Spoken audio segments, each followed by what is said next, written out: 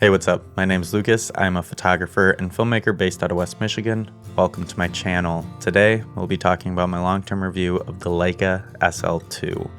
I feel like we've been really spoiled with mirrorless cameras lately. There's so much that these cameras can do, and you're gonna just have some trade-offs with whichever camera that you go with. A little bit of backstory. I switched to Leica from Canon in 2021. And I did that by picking up the Leica SL2S, which I'm filming this video with right now. And then shortly after that, I fully jumped in with the Leica SL2 because I wanted to have a second camera body, because I always like having two camera bodies, and then I can film two angles for video. I can scan my film negatives with this. I can make it more picture focused. So kind of my workflow with things for the most part is I film all of my YouTube videos with my SL2S.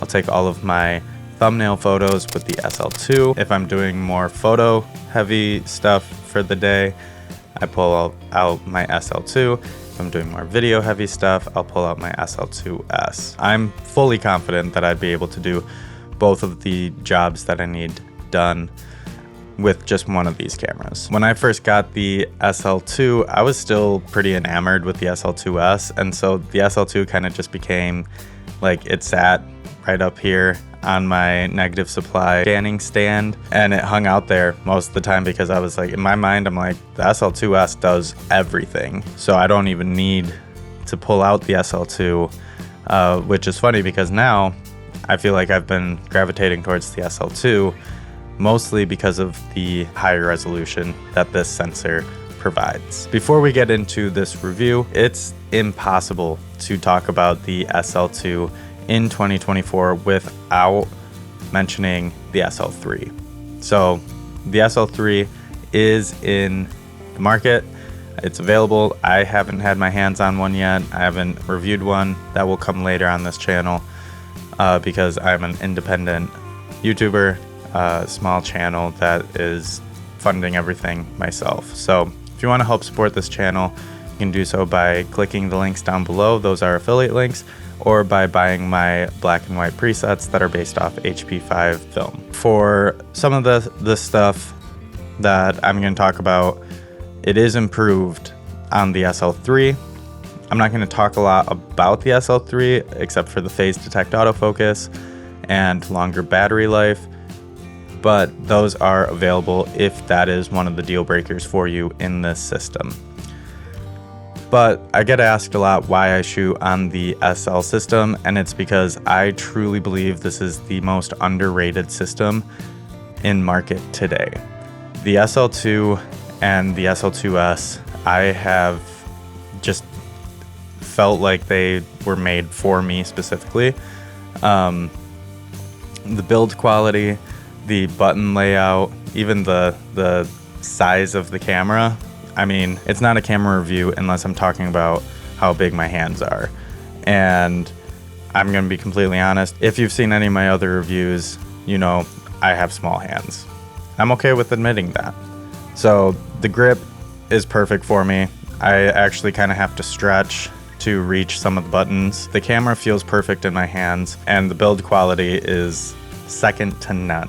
It makes other flagship cameras feel like toys. It is heavy, it is metal, it has the best EVF I've ever used. It's gorgeous. I cannot say enough good things about this viewfinder. It's ridiculous. Just the tactile nature of this camera, the dial, using it with M lenses, using it with R lenses, it just fits and works really well.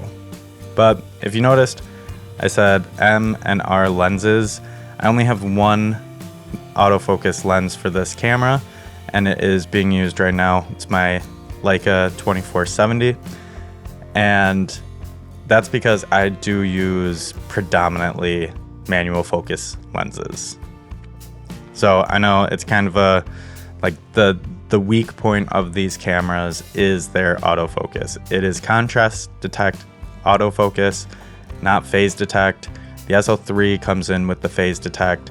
So if you need phase detect autofocus, that's in the SL3 and available. If you're like me and enjoy manual focus, I mean, these just got significantly cheaper. You can get them for $3,000 used. And I personally, as a Leica shooter who is not rich, I like to buy all of my gear used. The autofocus and the battery life, both of which not great on this camera.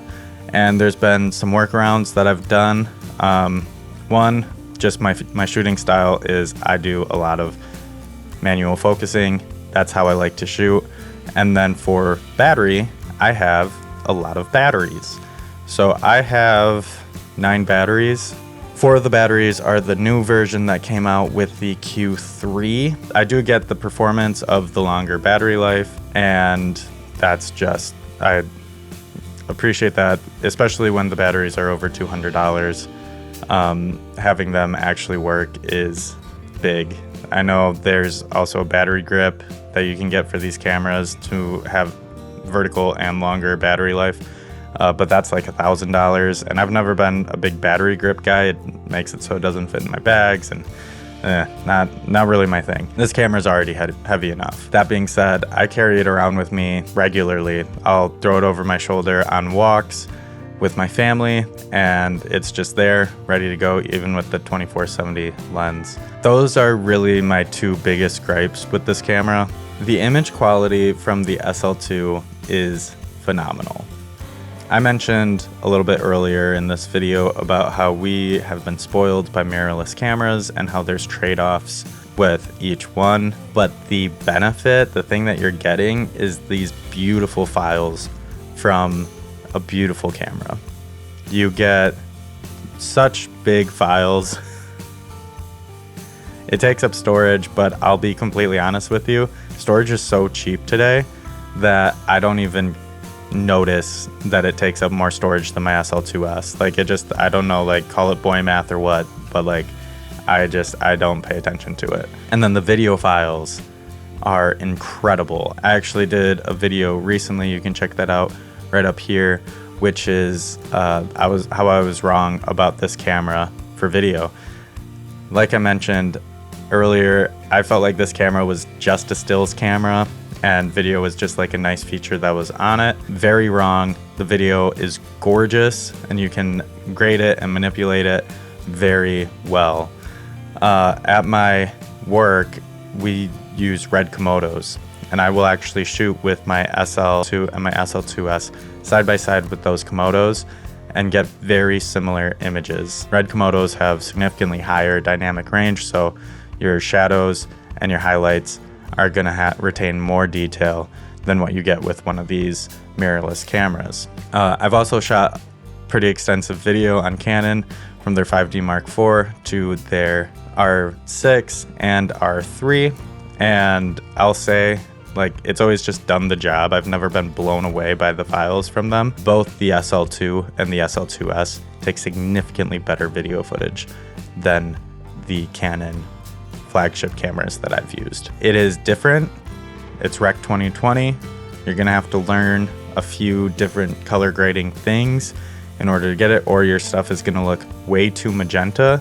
But I've found that skin tones and everything have been really flattering with the Leica footage. I know I'm kind of in a niche realm here that uses these cameras for a lot of video. The photography is really one of the things that makes this camera shine. I feel like the camera SL2 has become an extension of myself when taking pictures. I know where everything is. I can make adjustments on the fly. I trust this camera. I do a lot of manual focusing. I'll use my 24-70 for autofocus, and it nails focus. It has become a fast camera for me. Was it always like that? No. I mean, I would say there was probably like a few months of just getting to the point where I had to understand this camera, because I was coming from Canon and just a different system. I'm like, I do not get this camera. I liked it. I loved the way it looked. I loved the images I was getting from it, but I didn't understand it while I was shooting. And then it just clicked, and all the other cameras feel second best to me after using these cameras. And again, like, I'm not trying to be like, you need to shoot Leica, but if you're watching this video, I'm sure you're interested in the SL2, and this camera feels, works, shoots incredible. It is just one of my favorite mirrorless shooting experiences. There are a few workarounds that you're going to need to figure out if you are trying to make this into a YouTube camera or something along those lines, but I'm not even going to get into that because maybe 1% of people are looking at these cameras to use as their main camera for YouTube videos. I don't know. I could be wrong on that. Let me know. One thing that people bring up with the L mount system is the lack of Leica native lenses.